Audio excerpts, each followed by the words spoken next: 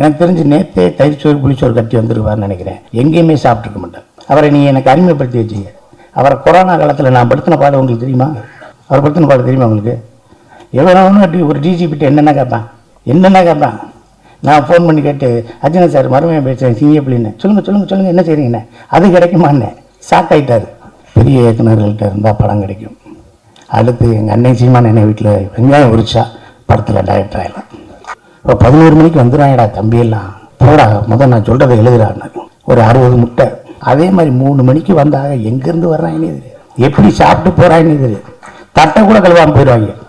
நான் கூட சொன்னேன், என்ன அவனுக்கு தட்டை கழுவி சொன்னேன், இது அவனுக்கு வேறு வேலை இருக்கும்டா, போய் துளையிறான்டா, தட்டு தான்டா நம்ம கழுவும்டா, அதையும் இஎம்சி போன உடற்பயிற்சியாக நினச்சிக்கோம்டா விட்றா.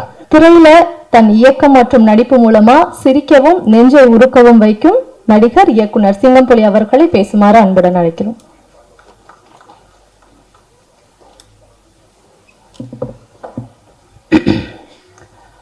வணக்கம். எல்லாம் நல்லா இருக்கீங்களா? எப்படி இருக்கீங்க? 9 மணிக்கு ஆடியோ ஃபங்க்ஷன் அப்படின்னு சொன்னாங்க. அது தமிழ் சினிமாவில் நடக்குமா? அது கொஞ்சம் சுகர் மாத்திரையெல்லாம் போட்டுட்டு 11-12 தான் நடக்கும். இந்த மயிலாஞ்சி இந்த படத்தை பற்றி என்ன பேசுகிறது அப்படின்னு இங்கே மேடையில் இருக்கிற எல்லா பெரியவங்களுக்கும் என்னோடய முதற்கண் வணக்கத்தை சொல்லிக்கிறேன். ஒவ்வொருத்தரையும் பற்றி பேசணும்னா நான் 5 வரி பேசுவேன், 10 வரி பேசுவேன், 5 வரி பேசுவேன், 20 வரி கூட பேசுவேன். ஆனால் அடுத்தவங்கெல்லாம் பேசணுங்கிறதுனால வணக்கத்தை சொல்லிட்டு மற்ற விஷயங்கள் பேசிடுவோம்.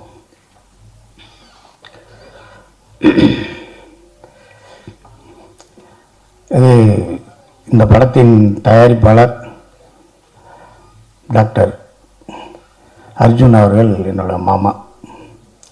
பிரசாத்தில் ஆரம்பித்தது இப்போ தேட்டர், கமலா தேட்டர் வரைக்கும் வந்துருச்சு. வாழ்த்துக்கள் மாமா. முதல் ஒரு 8 வருஷத்துக்கு முன்னாடி 10 வருஷத்துக்கு முன்னாடி என்னென்னா, நாங்கள் இப்போ எங்கள் சொந்த ஊர் சேத்தூர், ராஜபாளையம் பக்கத்தில். அங்கே எங்கள் தாத்தாவோட அப்பா காலத்திலே நாங்கள் புலம்பெயர்ந்து அங்கே சரியாக மழையெல்லாம் பெய்ய மாட்டேங்குன்னு சொல்லிட்டு தேனி பக்கத்தில் பெரியவளத்தில் செட்டில் ஆகிட்டோம். மழை பெஞ்சாலும் பெய்யாட்டியும் நான் அந்த ஊரில் தான் இருப்பேன்னு சொல்லி அவங்க தாத்தா அவங்க அப்பாவோட சேத்தூர்லேயே இருந்தார். அவங்க அப்பா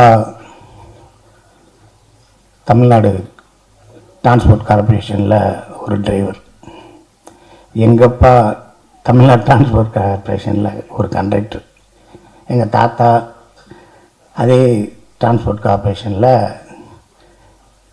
டிரைவரு, எங்கள் சித்தப்பா எலக்ட்ரீஷியனு, எங்கள் இன்னொரு சித்தப்பா அவர் ஃபோர்மேன்.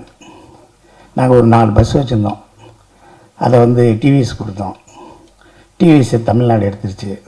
அதனால் அவங்க கொண்டு போய் தமிழ்நாட்டில் இவங்க இந்த பஸ்ஸை கொடுத்துருக்காங்க, அதனால் அவங்களுக்கு வேலையை போட்டாங்க அப்படின்னு சொல்லி டிவிஎஸ் ரெக்கமெண்ட் பண்ணி அப்படியே தமிழ்நாடு கார்பரேஷனில் அந்த பஸ்ஸில் இருந்தோம். ஒரு சாதாரண டிரைவரோட பையன் பயங்கரமாக படித்து மதுரை மெடிக்கல் காலேஜில் சேர்ந்து ஒரு டாக்டர் ஆகி, நான் அந்த ஊரில் தான் இருப்பேன். இந்த 10 ரூபா டாக்டர், 5 ரூபா டாக்டரு, 20 ரூபா டாக்டர்னு சொல்லுவோம்ல, அது மாதிரி டாக்டர் அர்ஜுன் சார். நீங்கள் காசே இல்லாமல் கூட நம்பிக்கையாக நீங்கள் போகலாம். ஒரு பெட் இருக்கும், படுத்துக்கலாம், எப்போ வேணாலும் மருந்து விடுவார், எப்போ வேணாலும் சாப்பிடுவார், எப்போ வேணாலும் மருந்து கொடுப்பார். அவர் கோயிலுக்கு போனதாக சரித்திரமே கிடையாது. சாமியை பற்றி பேசின சரித்திரமே கிடையாது.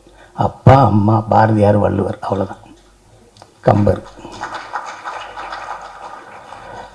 அவர் ஹோட்டலில் சாப்பிட்டு, அவர் உட்கார வச்சு ஹோட்டலில் சாப்பிட்ற மாதிரி ஒரு போட்டா காமிச்சிட்டேன்னா நான் உங்களுக்கு 1 லட்ச ரூபா தரேன்.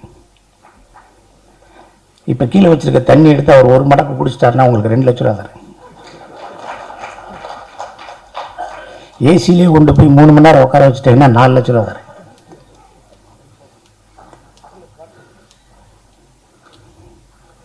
எதுவுமே சரி, ஒரு சாதாரண மனிதனை மாதிரி ஒரு ஒரு சாதாரண மனிதனே கிடையாது.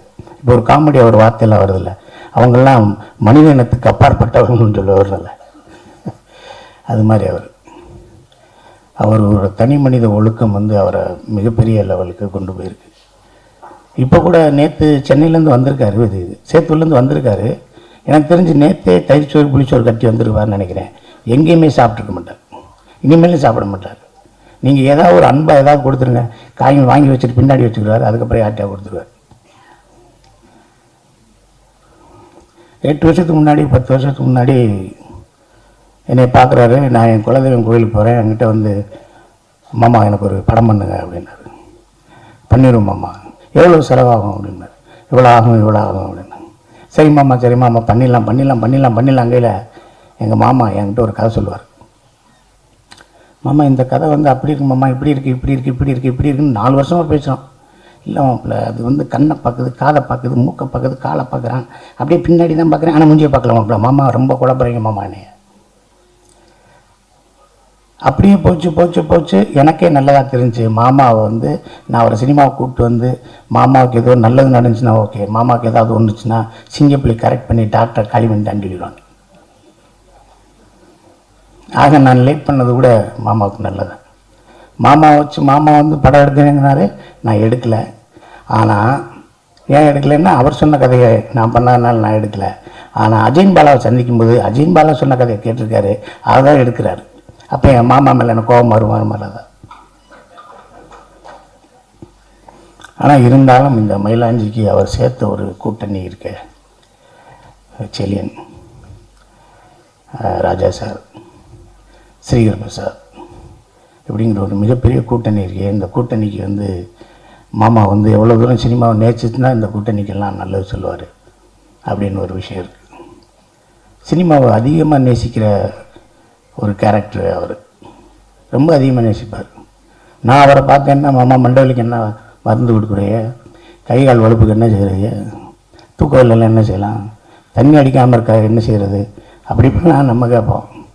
ஆனால் அதுக்கு முன்னாடி மாப்பிள்ளை ஒரு படத்துக்கு எவ்வளோ லென்த் இருக்கும், இந்த சீனை எப்படி எடிட் பண்ணுறாங்க, இந்த சீனை எப்படி டப் பண்ணுறாங்க, இந்த விஷுவல்ஸ் எல்லாம் எப்படி பண்ணுறாங்க, இது எந்த கேமராவில் எடுக்கிறாங்க, என்ன ஏது அப்படிங்கிறத டெய்லி கேட்டுகிட்டே இருப்பார். எங்கள் வீட்டிலே சொல்லுவாங்க, எவ்வளோ நேரங்கள் 1 மணி நேரமாக ஒரு ஆள் கூட பேசுவீங்க, யார் கூட பேசுவீங்க அப்படின்னா தயாரிப்பாளர் டாக்டர் அர்ஜுன் அவர்களோட தான் பேசுவார். நைட்டு 10 மணிக்கு பேச ஆரம்பிச்சா 11 மணி வரைக்கும் 12 மணி வரைக்கும் பேசுவார். நிறையா பேசுவோம். மாமாவை எப்படியாவது சினிமாவில் இழுத்து விடணும் போது அப்படின்னு சொல்லிட்டு காதல் பச்சா முத்துராமலிங்கங்கிற படத்தில் ஒரு ஜட்ஜு கேரக்டர் முத்தியாட்டை சொல்லி வாங்க மாமா அப்படின்னேன். எப்போ மாப்பிள்ள வரணும்னார். 5 மணிக்கு வாங்க மாமா காலையில், நீங்கள் அங்கேருந்து வரணும் அப்படின்னு, கொஞ்சம் லேட் ஆகிடும் வாங்க, உங்களுக்கு தான் ஃபர்ஸ்ட் ஷாட் இருக்குன்னு 5:30 வந்துட்டார். நம்ம மதியானம் தான் எடுத்தாங்க, ஒரு 1:30 மணிக்கு தான் எடுத்தாங்க. மாப்பிள்ளை 5 மணிலேருந்து வந்துருங்கன்னு. மாமா சாப்பிடுங்க மாமான்னு. அப்புறமேல் டப்புன்னு போய் காருக்குள்ளே உட்காந்து அது ஒரு டிஃபன்லேருந்து அதை சாப்பிட்டார். நீங்கள் சாப்பிடலையா மாப்பிள்ளன்னு மாமாவை கூப்பிட்டு போனோடனே அதில் தோசை ஊற்றிருந்தாங்க. தமிழ் சினிமாவில் இப்போ புதுசாக ஒன்று வந்துருக்குல்ல, லைவாக தோசை ஊற்றுறது, லைவாக இட்லி ஊற்றுறது, லைவாக பூரியை போடுறது, சின்ன தோசையாக போட்டாங்க. என்ன மாமா சின்ன தோசையாக இருக்கும். சினிமாவில் ஒருத்தன் வளர்ந்துட்டான்னா அந்த எல்லா சாப்பாடுமே சிறுசாயிரும். பெரிய இட்லியாக போட்டாங்கன்னா அவன் இன்னும் சின்ன டெக்னீஷியனாக இருக்கணும். ஏன்னா பெரிய இட்லியை பெரிய டெக்னீஷியன் கடிக்க முடியாதான். அதனால் சின்ன இட்லியை போய் சின்ன தோசையை போட்டாங்கன்னா பெரிய ஆளு தான் சின்ன தோசையை போடணும். மனுஷன் பெருசாக சினிமாவில் பெருசாகிறான்னா அவன் கேரியர் திறந்து பண்ணா இட்லியிலே சின்ன இட்லியாக இருக்கும். ஏன்னா அவர் கடிக்க மாட்டார், ஏன்னா அவர் வேறு வேலை இருக்குது, வேறு என்ன வேலை இருக்குன்னு தெரியல.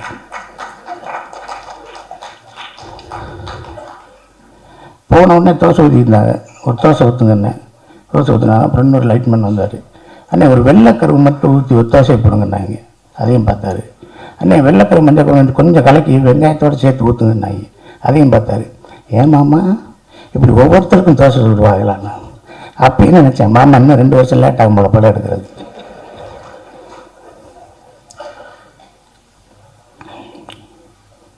அப்புறம் எங்கள் மாமா வந்து 2 மணி நேரம் பேசுவார். மீட்டிங்லாம் பேசினார், 2 மணி நேரம் பேசுவார். என்னைய விவேக், ஸ்நேகனை, லிங்கம் சாமி சார் எல்லாத்தையும் கூப்பிட்டு கம்பத் திருவிழா, பாரதி திருவிழா, வள்ளுவர் திருவிழான்னு சொல்லி அடிச்சு நொறுக்குவார்.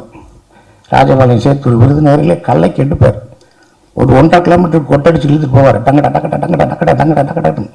மாமா வேர்க்குது மாமா, இருந்தாலும் பரவாயில்ல வாங்க மாப்பிள்ள அப்படின்னு சொல்லி இழுத்துட்டு போய் பெரிய மீட்டிங்கை போட்டு தாய் தந்தைகளை பேச வச்சு அதை வச்சு இதை வச்சு எம்பி எம்எல்ஏ எல்லாம் கூப்பிட்டு பெருசாக பண்ணிடுறார். ஆனால் எங்கள் மாமாட்ட ஆரியாவை பார்த்து இன்னும் ரெண்டு தடவை வாய்தாக்கு வரலன்னு வச்சுக்க, உன்னை தூக்கி உள்ளே வைப்பேன், உள்ளே தூக்கி உள்ளே வச்சுருவேன் தெரியுமா அப்படின்னு சொல்லணும். மாமா திணறி வேர்த்து விறுவிறுத்து தனியாக போய் அழுது கதவை பூட்டி சிரிச்சு, மாப்பிள்ளை நான் இப்படியே கிளம்பிடுறேன், பைபாஸில் இந்த பக்கம் போயிடுறேன், இல்லை சர்வீஸ் ரோட்டில் ஏறலைன்னு சொல்லி அவரை சமாதானப்படுத்தி போயிடுறேன். இந்த படம் அவருக்கு எங்கள் செல்லியன் சார் சொன்ன மாதிரி அர்ஜுனன் பேர் 10 அர்ஜுனன் பேர் 10ங்கிற மாதிரி. மாமா எல்லா விஷயங்களுமே கஷ்டமான விஷயங்கள், எல்லாமே கஷ்டமான விஷயம், எதுவுமே ஈஸி இல்லையா? உங்களுக்கு தெரியாதா? வந்தோடனே ஒரு ஆளுக்கு ஒரு ஊசி போட்டு எல்லாம் காமிச்சிங்க, கொஞ்சம் எரியா 4 நாள் எரியா, 2 ஊசியை போடியா, பேசாமல் எரியா, கைக்கால் கட்டுப்படியா, ஒரு நாள் கஞ்சி குடியா, ஒரு நாள் பார்லி அரிசி போடியா அப்படின்னு சொல்லித்தானே நீங்கள் சௌகரியப்படுத்தினீங்க. அதே மாதிரி தான் மாமா அது. நீங்கள் கொடுதி கொடுது வறுமை கொடுது, இளமையில் வறுமை கொடுதின்னு ஒன்று இருக்குல்ல, அது மாதிரி நீங்கள் முதல் படத்திலே இவ்வளோ சிரமப்பட்டிருந்தாலும் அதை உங்களை மிகப்பெரிய பக்குவப்படுத்தும். இந்த உட்காந்துருக்காரு கங்கைமரன் சார், அவங்க படாத கஷ்டமா? இந்த என் சகோதரர் இருக்கார் மிஸ்கின் சார், அவர் படாத கஷ்டமா? அந்த ஐஏஎஸ் எல்லாம் அவர் எப்படி படித்தார்னே தெரியல. அவரை நீ எனக்கு அறிமுகப்படுத்தி வச்சீங்க. அவரை கொரோனா காலத்தில் நான் படுத்தின பாடம் உங்களுக்கு தெரியுமா? அவர் படுத்தின பாடம் தெரியுமா உங்களுக்கு? எவ்வளோ ஒரு டிஜிபிட்ட என்னென்ன கேட்பான். நான் ஃபோன் பண்ணி கேட்டு அர்ஜுனன் சார் மருமையை பேசுகிறேன் சிங்கப்பிள்ளின்னு, சொல்லுங்கள் என்ன செய்கிறீங்கண்ணே, அது கிடைக்குமாண்ணே. ஷாக் ஆகிட்டார். சிங்கப்பிள்ளையா பேசுறது நானே தான். இது இந்த வாய்ஸை கூட ரெக்கார்ட் பண்ணி வீட்டுக்கு அனுப்புங்க, அவர் வாய்ஸை செக் பண்ணிக்கோங்கண்ணே. என்னை சென்னையில் வேலை பார்க்க விடுங்க, காவல்துறையில் லாண்ட் ஆர்டரில் இருக்கேன்னாரு. அவரை விடவே இல்லையா? என் நம்பரை பிளாக் பண்ணுற வரைக்கும் அவரை டிஸ்டர்ப் பண்ணி படித்து எடுத்து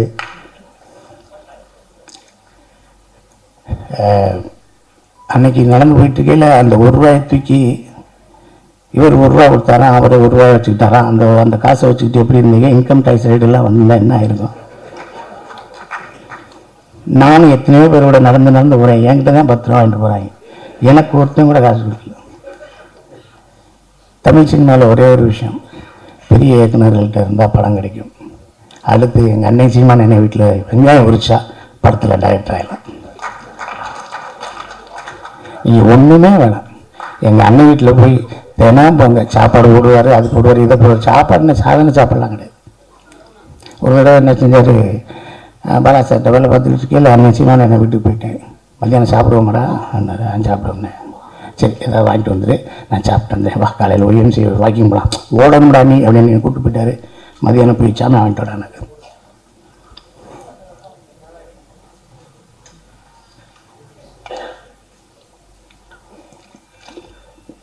நான் போய் கடைக்கு போய் 1 கிலோ அரிசி, 2 ₹10 பாக்கெட்டு தயிர் பாக்கெட்டு, ஒரு 4 முட்டை, ஒரு 1/4 கிலோ வெங்காயம், ஒரு 200 சிக்கன் வாங்கிட்டு வந்து அன்னை சமைக்கலாம்னே. ஏடா தம்பி நீ இப்படி லூஸ் போல இருக்க, இப்போ 11 மணிக்கு வந்துடுறாங்கடா தம்பியெல்லாம், போடா முதல் நான் சொல்கிறத எழுதுறான்னு. ஒரு 60 முட்டை,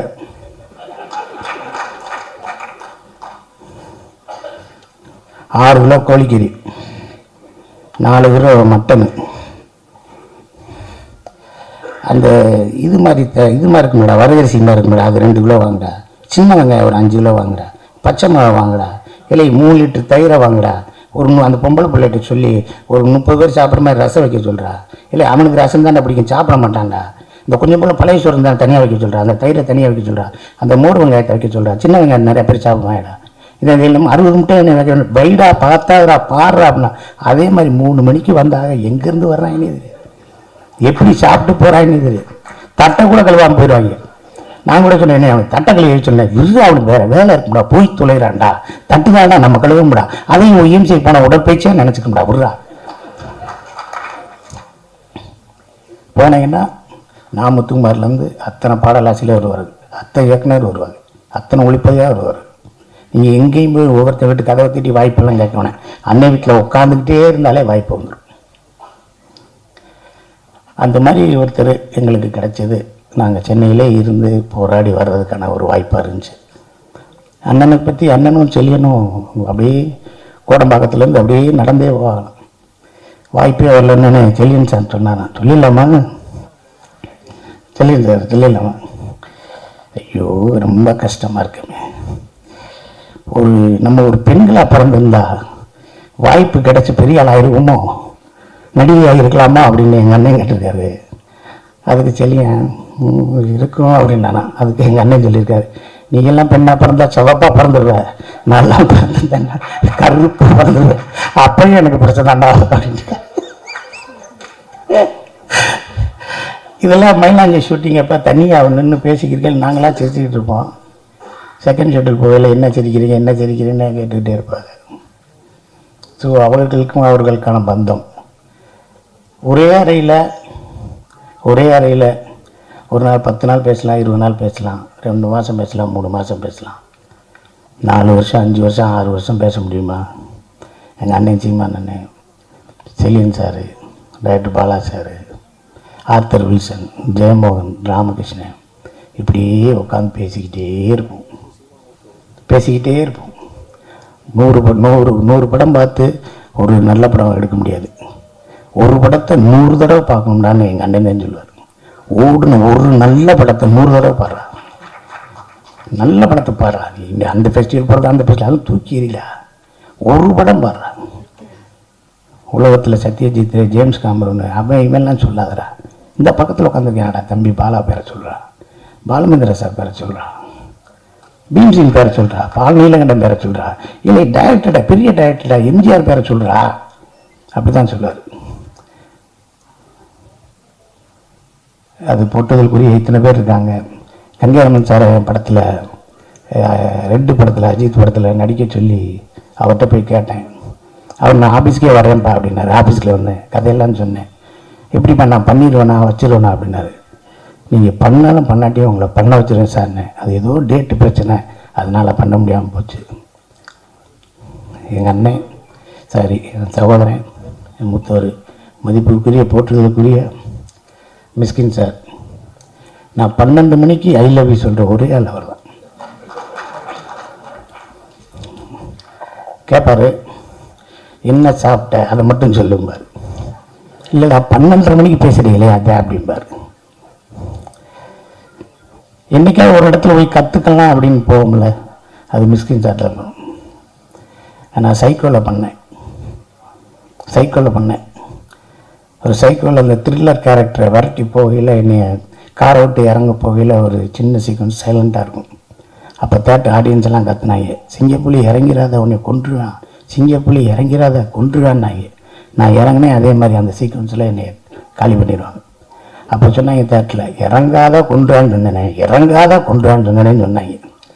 அதே ஆளுக்கு தான் 2 வருஷம் கழிச்சு மகாராஜா படம் பார்த்தாங்க. படம் பார்த்துக்கிட்டு இருக்கீங்க, என்னை பற்றி தெரிஞ்சோன்னே இன்னமாடா நிற்கிற அவனை கொள்றான்னு. அதே 100 ரூபா கொடுத்தேன்னா இங்கே 120 ரூபா கொடுத்து என்னை கொள்ள சொன்னாங்க. ஒரு பெட்டி நிறையா கோயம்புத்தூரில் இருக்க எல்லா மாலுக்கும் கூப்பிட்டு போகிறார். இந்த கேப் உனக்கு பிடிக்குதான்னு 10 கேப் வாங்குறாரு. அந்த கேப் மொத்தமே ஒரு 5000 ரூபா ஆயிடுச்சு. கோட் வாங்குறாரு, ஷர்ட் வாங்குறாரு, ஷூ வாங்குறாரு. இல்லை பேசாமங்க, உங்களை நான் அழகாக காட்டப்படுறேன்னாரு. அதில் வெற்றி பெற்றாரா சரியான எனக்கு தெரியல. நம்ம அழகாக இருந்தால் தானே இருக்கும். ஆனால் என்னை வச்சு அந்த சைக்கோ படத்தில் ஒரு நல்ல கேரக்டர் விட்டார். தினமும் ஷூட்டிங் முடிஞ்சோடனே சிங்கிப்பிள்ளை நமக்கு கை தட்டுங்க அப்படின்னாரு. ஷூட்டிங் முடிஞ்சோடனே நான் இன்றைக்கி உங்களுக்கு முடிஞ்சிச்சுன்னே போயிட்டு வாங்கினேன் நல்லபடியான. போய் ஏறினேன், காஸ்டியூமர் ஒரு பெட்டியோடு வர்றார், பெரிய பெட்டியோடு. நான் போட்டிருந்த பேண்ட்டு, சட்டை, டிஷர்ட்டு, ஷார்ட்ஸு, கீட்ஸு, கேப்பு, இப்போ எல்லாத்தையும் வச்சு அண்ணன் உங்களுக்கு கொண்டு போய் சொன்னார்னாரு. இல்லை சார், ப்ரொடக்ஷன் ஹவுஸ் ஆரம்பிச்சிட்டாரு, அவருக்கு நிறைய தேவைப்படும், அவரை வச்சுக்கிற சொல்லுங்கள். எனக்கு வேணாம், ஒரு அடையாளத்துக்கு 2 சட்டை எடுத்துருவாங்க. இல்லை சார், அவர்கிட்ட பேச முடியாது சார், காரில் ஏறி போயிட்டே இருங்க என்ன. இந்த ஒவ்வொரு நிகழ்வும் தான் நம்மளை சினிமாவில் இன்னமும் இருக்க செய்யுது. இந்த படத்தை எடுத்த தயாரிப்பாளர் அர்ஜுன் சார் அவர்களுக்கு, எங்கள் மாமா அவர்களுக்கும் எல்லோருக்கும் நான் நன்றியை சொல்லிக்கிறேன். லால்குடி இளையராஜா இந்த படத்தில், நாடு படத்தில் வேலை பார்த்தோம், இந்த படத்தில் வேலை பார்த்தோம். எனக்கு தெரிஞ்சு லால்குடி இளையராஜா வந்து நேர்மையின் மறுவுருவம். ஏதாவது ஒரு விஷயத்தை சொல்ல, இந்த செட்டை போடுங்கன்னா இந்த செட்டுக்கு இவ்வளோ தான் ஆகும், நீங்களே வந்து செலவழிங்க, நீங்களே பார்த்துங்க, எனக்கு 5 பைசா தேவையில்லை அப்படின்னு சொல்லக்கூடிய ஒரு மிகப்பெரிய ஆள் எங்கள் அண்ணன் தனஞ்சய அண்ணன், ஆரோக்கிய சார் அவர்களுக்கும், பேரரசு அவர்களுக்கும், எல்லாருக்கும், அம்மா அவர்களுக்கும் எல்லாருக்கும் நன்றியை சொல்லிக்கிறேன். இந்த படத்தை ஊடகவியல் எல்லாரும் சேர்ந்து ஒரு நல்ல நிலைக்கு ஒரு உன்னதமான ஒரு விஷயமாக கொண்டு போங்க. எழுத்தாளர் கல்கி சொன்ன மாதிரி ஒரு நல்ல விஷயத்தை எல்லாரும் பார்க்கணுங்கிறதுக்காக நல்லபடியாக எழுதுங்க. ஒரு கெட்ட விஷயத்தை எல்லாருக்கும் போய் சேரக்கூடாதுங்கிறதுக்காக அதுக்கு பொங்கி எழுந்து கூட தவற சுட்டி காட்டுங்க என்று சொல்லி இந்த வாய்ப்புக்கு நன்றி கூறி அமர்கிறேன். நன்றி, வணக்கம்.